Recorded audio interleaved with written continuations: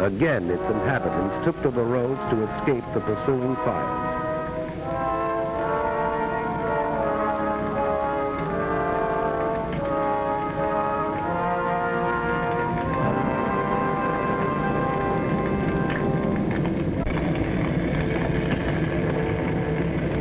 The cathedral crashed in flames.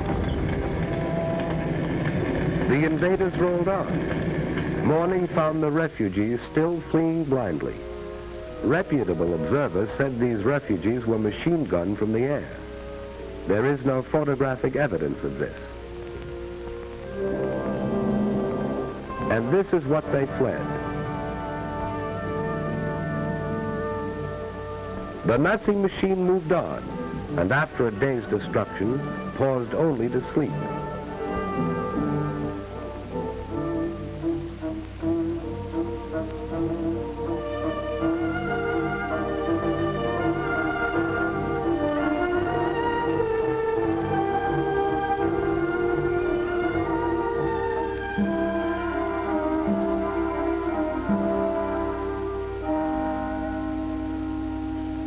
This was Antwerp, where the democracies had fired oil tanks as their armies retreated.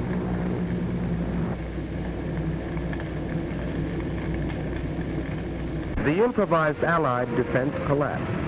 The British Army was driven into the sea at Dunkirk, according to plan. Dunkirk has been called the triumph of man over the machine.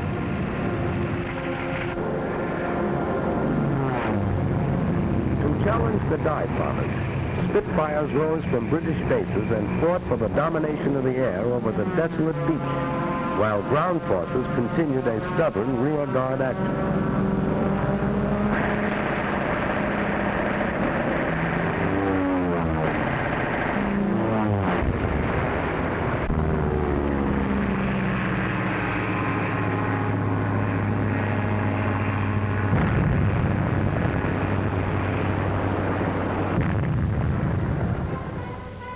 British ships, cruisers, destroyers, yachts, paddle boats, anything that could float, crossed the channel and evacuated some 350,000 British and French troops back to England. For the British were determined to save their men.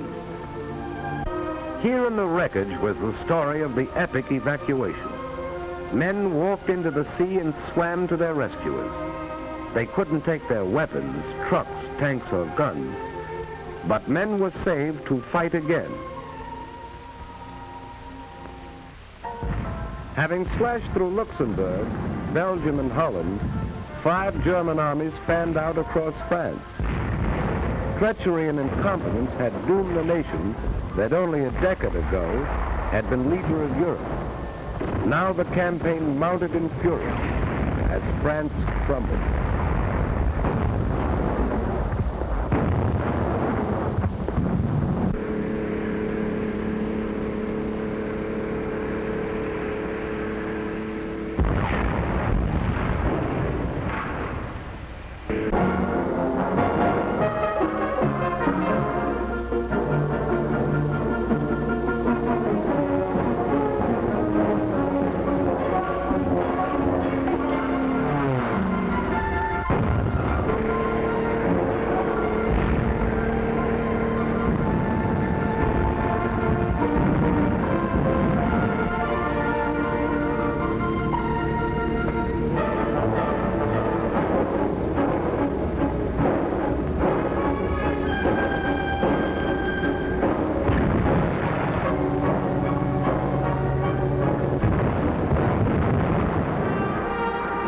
On June 10th, 4 days before France fell, Mussolini entered the war. He had waited until that moment to make his decision.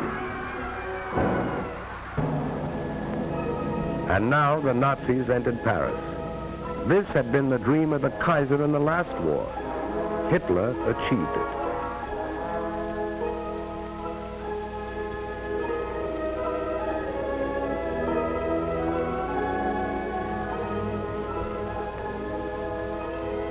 And the Maginot Line was still there. The Nazis had merely outflanked it. Now they tried direct attack, and the Maginot Line fell.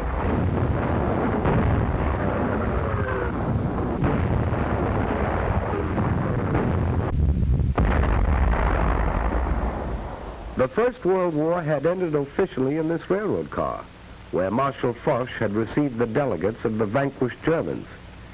Hitler commandeered the car for what he believed was the end of the Second World War.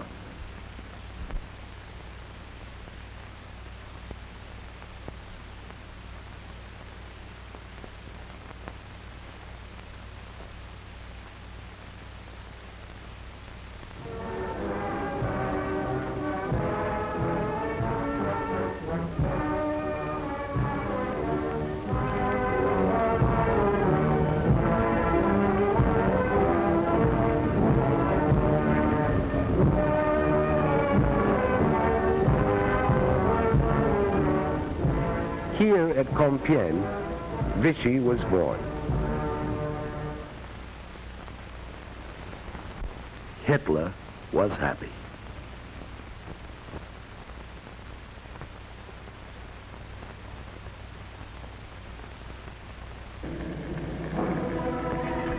Britain alone remained as Hitler's sole barrier to a total victory. Nazi submarines, now berthed on the conquered coast, set out to starve the British people into submission. Nazi planes, now only a few minutes' flight from the English coast, set out to bomb the British people into submission. Britain hung on.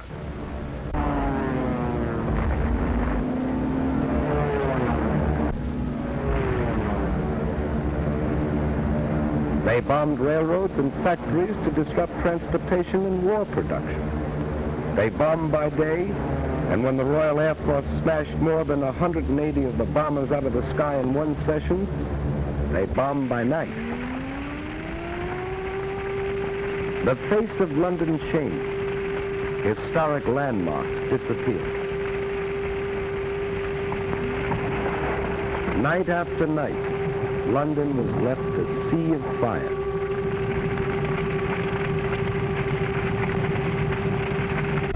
Coventry.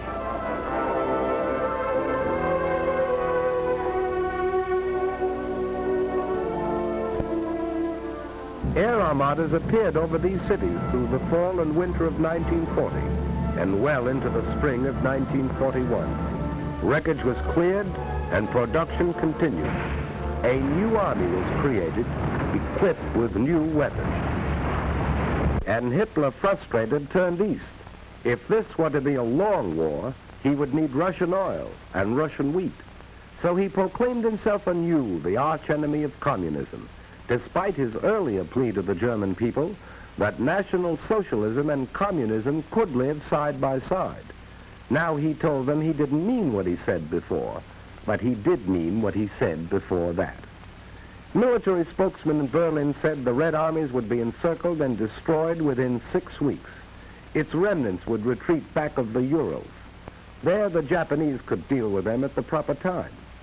Joseph Stalin rallied the Russian people.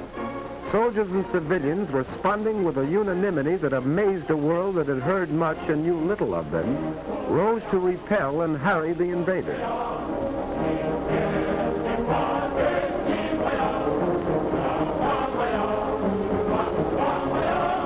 Working with whatever tools they could seize, working against time, men and women, old and young, carved these huge tank traps.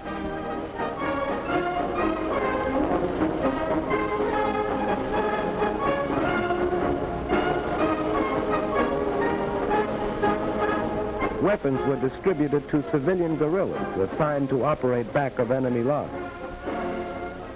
Anti-aircraft guns swung into place to battle Luftwaffe advance units.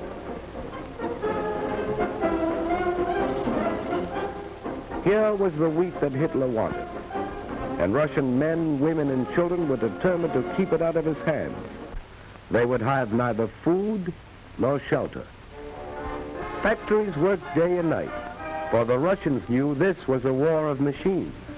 Entire plants were moved east, complete with workers. Weapons of war poured out of these factories, and the Germans, as well as the rest of the world, discovered the Russians had tanks to meet tanks and planes to meet planes. The Russians retreated, but not without inflicting sizable casualties.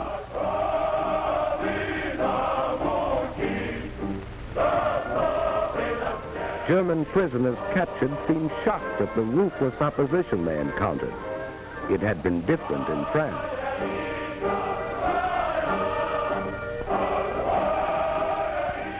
Winter found the Russian army still intact. German casualties mounted until they were counted in the millions. Hitler's armies were not smashed in the winter campaign, but the Russians gained the initiative and held it. As the snows melted, Hitler was to meet new Russian armies and new machines as summer came to the 2,000-mile front.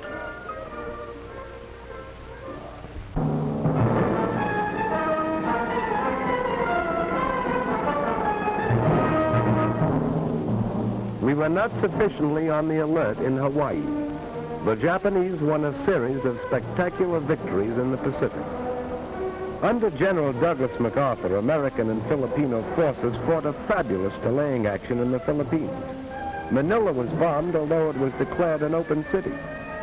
Because of vast distances, it was impossible to send supplies or reinforcements, and Bataan fell only when Americans and Filipinos had eaten their mules.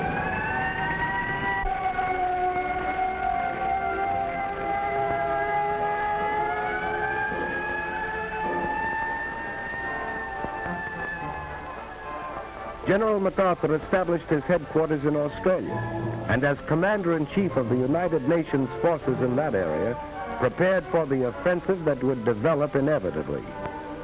For despite setbacks, we had established a supply chain 6,000 miles across the Pacific that stretched to New Zealand. Like the other democracies, we were not prepared for total war. Fortunately, under the Lend-Lease Act of March 1941, we had set out to become the arsenal of the free and fighting nations. We were determined to supply them with our war goods, whether they could afford to pay or not. We were buying time. Time to convert the industries of peace into war. Time to make ships, merchant ships and warships. Time to make planes and more planes, bombers and fighters, faster, more powerful than any the world had ever seen. Time to make guns, and more guns, shells, and more shells, tanks, and more tanks. Time to gather the huge strength which was ours, to pour the great riches of American earth into the cauldron of war. Iron, steel, oil, coal. Time to build a navy called upon to fight in both oceans and upon all the seas, to convoy men and weapons to Australia, to Britain, to the Middle East, to Russia. A navy that had already undertaken daring raids upon the Gilbert and Marshall Islands and braved Japanese waters, and had taken a heavy toll of the invading forces in the Makassar Straits, and had won the first battle in the Coral Sea. Time to expand a miniature professional army into a modern war machine. Time to take civilians gathered in a peacetime conscription while we were still debating, to mold them into soldiers, train them in the use of new weapons, new tactics. And we were buying time to weld the home front and the fighting front into one. For this was total war, and we realized victories were born in the production line. We needed more ships, more planes, more tanks, more guns, more shells. We were not fighting alone. 9 of the Pan-American neighbors severed diplomatic relations with the Axis. Colombia, Bolivia, Brazil, Ecuador, Mexico, Paraguay, Peru, Uruguay, and Venezuela. At this time, the issue is clearly drawn. There can be no peace until Hitlerism and its monstrous parasites are utterly obliterated, and until 9 of the Pan-American nations declared war upon the aggressors. Cuba, Costa Rica, the Dominican Republic, El Salvador, Guatemala, Haiti, Honduras, Nicaragua, and Panama. Mexico joined these nations in June 1942. We were not fighting alone. Even in the conquered countries, the will to fight survived. Dutch, Belgians, Yugoslavs, Greeks, Czechs, Filipinos, Poles, Norwegians, free Frenchmen, all fought with us on the far-flung battlefield. Australians, New Zealanders, South Africans, Canadians. We were not fighting alone. In this war of the people seeking a world without war for their children.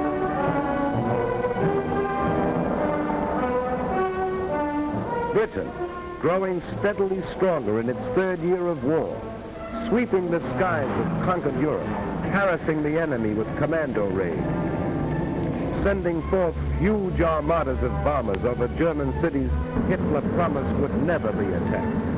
Russia, fighting with an unparalleled tenacity, drawing upon inexhaustible reserves, asking no mercy and offering none. China, knowing the patience of an ancient civilization, surmounting handicaps that would have destroyed other nations, fighting on as it had fought alone. And the people of the United States, an angry people, whose resources and privileges were the envy of the world, offering these without stint, fighting in the factories and the foxholes, fighting in the jungles, the deserts, the frozen wastes, fighting on all the oceans, fighting for survival, fighting a war which would be hard and might be long, but which they would win.